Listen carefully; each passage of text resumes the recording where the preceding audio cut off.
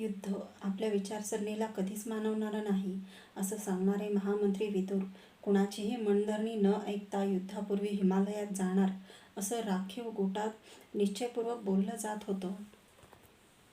जाण्यापूर्वी राजमाता कुंतीदेवींना ते उपप्लाव्याला पोहोचत करणार असल्याचंही मला प्रभंजनाकडून समजलं होतं. आयुध परजताना होणारी घसघस, घोड्यांच्या खुरांची टपटप याचं अविरत संगीत ऐकत युद्ध घाटत होतं. श्रीकृष्णाच्या अभूतपूर्व महायज्ञाची महान सज्जता होत होती. आर्यवर्तातील कोणत्याही तीर्थक्षेत्रावर भावुक यांत्रिकांची महायात्रा भरत नसेल एवढी मोठी संग्राम यात्रा हस्तिनापुराभोवती दाटलेली होती. त्यातील प्रत्येक संग्राम यात्रिकाला स्वर्गाची गंजलेली महाद्वारं आपुल्या पुष्ठबाहूंनी ठोठावायची होती. शस्त्रावर शस्त्र रचून त्या दिव्य सोपानानं स्वर्लोकाच्या साम्राज्यात मत्तपणे प्रवेश करायचा होता. उद्याच्या भीषण कालाची ती न्यायनिष्ठुर मागणी होती.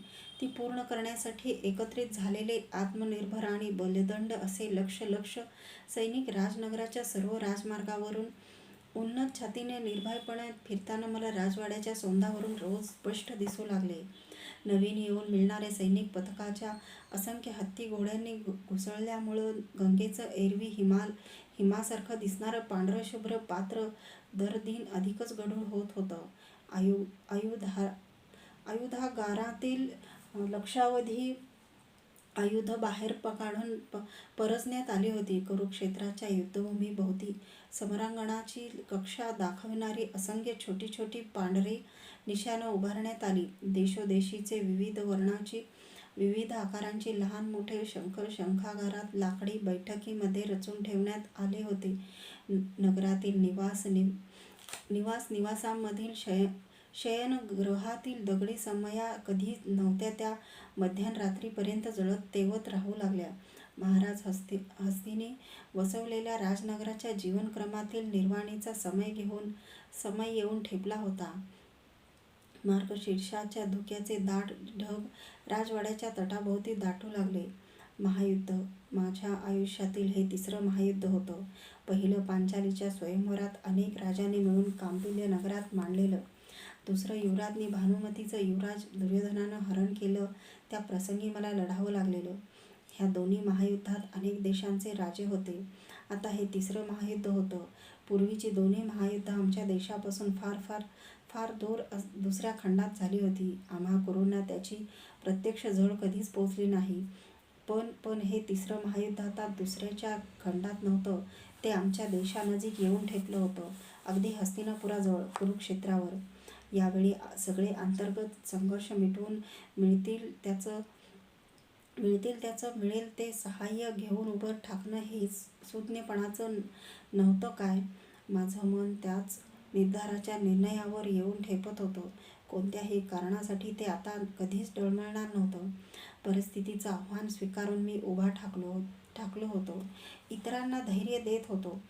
प्रथम कुरूंच्या साम्राज्याचा वृक्ष बळकटपणं धरतीत मुळं रोवून ताठपणं उभा राहिली पाहिजे, तरच त्यावरची कर्ण, दुर्योधन, अश्वत्थामा, महाराज धृतराष्ट्र, पितामह ही घरटी सुरक्षित राहू शकली असती. प्रथम देश, राष्ट्र, मग व्यक्ती आणि त्यांचा विचार सहस्रावधी कुरू हातात हात गुंफून एकमनानं झुंजतील तर हिमालयच काय, पण त्याच्या पलीकडंही जे दुर्लभ्य असेल, अजिंक्य असेल, तेही पदक्रांत करणं सहज शक्य होतं. दूताकरवी पांडवांशी विचारविनिमय करून पितामहांनी युद्धनियम ठरवून घेतले. अश्वत्थामा आणि दुःशासन आपले परस्पर भिन्न स्वभाव विसरून ते नियम सहस्र योद्धांच्या सैन्यदलांना समजावून सांगत होते. एकदा वापरून धरणीवर पडलेलं शस्त्र पुन्हा हाती घेऊन वापरू नका. निशस्त्र, शरणागत, विरथ, मृत यावर शस्त्र उचलू नका. प्रेतदहन करणारे, सोमरस पुरवणारे, अन्न शिजवणारे यांना वधू नका. पदाती अश्वसादानं गजातीनं गजाती, गदाधरानं गदाधर, खड्गाधरानं खड्गधारक, रथ्यानं रथी असा एकाशीच संग्राम करा. सूर्यास्त होताच शस्त्र थांबवायला चुकू नका. अशा अनेक प्रकारच्या सूचना ते सैनिकात देत होते. ते चुकू नयेत म्हणून त्यांच्याकडून प्रात्यक्षिक करवून घेत होते. ऐन मार्गशीर्षातील कडाक्याची थंडी असूनही राजनगरीतील वातावरण तप्त झालं. पांडवांकडून पांचालीचा बंधू दृष्टद्युम्न युद्धभूमी आखण्यासाठी कुरुक्षेत्राला आला. पितामह हे हस्तिनापुरातून गेले. कुरुक्षेत्र हस्तिनापुराहून थोडं दूर इंद्रप्रस्थालगत होतं. त्यावर सूर्य, ब्रह्म अशी अनेक सरोवरं होती. द्वती, सरस्वती अशा नद्या होत्या. 15 योजनाच्या प्रशस्त भूप्रदेश युद्धभूमी ठरणार होता. गज, अश्व, पायदळ आणि रथदळ यांची स्थानं निश्चित करून घेऊन हस्तिनापुरात एक पळभरही न थांबता जाता जाता राजमातेला विदुरांच्या पर्णकुटीत जाऊन भेटून दृष्टद्युम्न परस्परच उपप्लाव्याला निघून गेला.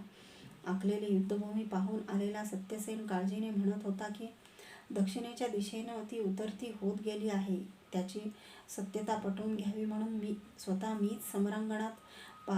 समरांगण पाहून आलो. तो म्हणाला ते सत्य होतं. कितीही भर घातली असती तरी युद्धभूमीवरील दक्षिणेकडील उतरण समपातळीत आणता आली नसती, कारण तिचं क्षेत्र अवाढव्य होतं. युद्धभूमीची एक राहो, पण माझी जीवनाची उतरण आता कशानं समपातळीत येणार होती. मार्गशीर्षातील पंचमी मागं पडली.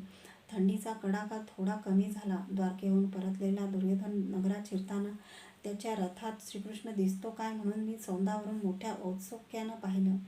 त्याच्या मागून यादवांची 7 अक्षौहिणी अफाट सेना नगरात घुसली. श्रीकृष्ण मात्र कुठंच दिसत नव्हता. युवराज दुर्योधनानं त्याला तटस्थ ठेवण्यात यश मिळवलं असावं. तसा तो किमयागार आहे म्हणून मी त्याला सामोरा गेलो. पण तो अर्धवट यशस्वी कसला, पूर्ण अयशस्वी होऊनच द्वारकेतून परतला होता. त्याच्या राजकीय धूर्तपणालाही श्रीकृष्णानं बाजू दिली होती. एकीकडं निशस्त्र मी आणि दुसरीकडे सशस्त्र अशी बलदंड सैनिक योद्धांची 7 अक्षौहिणी यादवसेना, यापैकी काय पाहिजे तुला? असा मोह टाकणारा विचित्र प्रश्न श्रीकृष्णाने त्याला टाकला होता. माझ्या सर्व सूचना दूर सारून दुर्योधनानं शेवटी यादवसेनाच स्वीकारली होती. मला निशस्त्र हात बांधलेला अबोल कसाही केवळ तूच पाहिजेस. तसा तू येणार नसेल तर द्वारकेत स्वस्थ बसून राहा. मला तुझी यादवसेना नको, असं श्रीकृष्णाला द्वारकेतच बद्ध करणारं तो काहीही बोलला नव्हता. उलट 15 लक्ष यादवसेना हस्तिनापुराकडे वळविण्यात आपण राजकीयदृष्ट्या किती यशस्वी झालो आहोत ते सांगण्यासाठी तो दौडत वेगानं येऊन म्हणाला की कर्ण, निशस्त्र श्रीकृष्ण आणि अर्जुनाच्या रथावरचा ध्वजदंड ह्यात कोणतं अंतर आहे? तो अर्जुनाचं सारथ्य करणार आहे, शस्त्राऐवजी वेग आणि आसूड हाती घेणार आहे. आपल्याकडं सारथी काय कमी आहेत? त्याला आणण्यापेक्षा त्याची 15 लक्ष सेना आणून मी कुरूंचं सेना सामर्थ्य बळकट केलं आहे असं नाही तुला वाटत? युवराजा, युद्धात बुद्धी नावाचं शस्त्र सर्वात अधिक प्रभावी असतं हे तुला माहीत नाही काय? अर्जुनाच्या रथाचं सारथ्य करणारा श्रीकृष्ण घोड्याचे वेग आखडील, पण जिभेचे सैल सोडील हे तुला कसं समजलं नाही?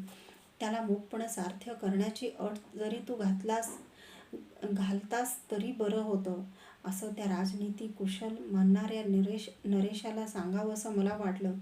पण मी ते टाळलं. चुका मान्य करणं, त्या सुधारण्यासाठी धडपडणं, सर्वांना विश्वासात घेणं हे गुण हस्तिनापूर सारख्या बलाढ्य देशाचं नेतृत्व करणाऱ्या त्या युवराजाच्या जीवनात आताशा कुठंच दिसत नव्हते.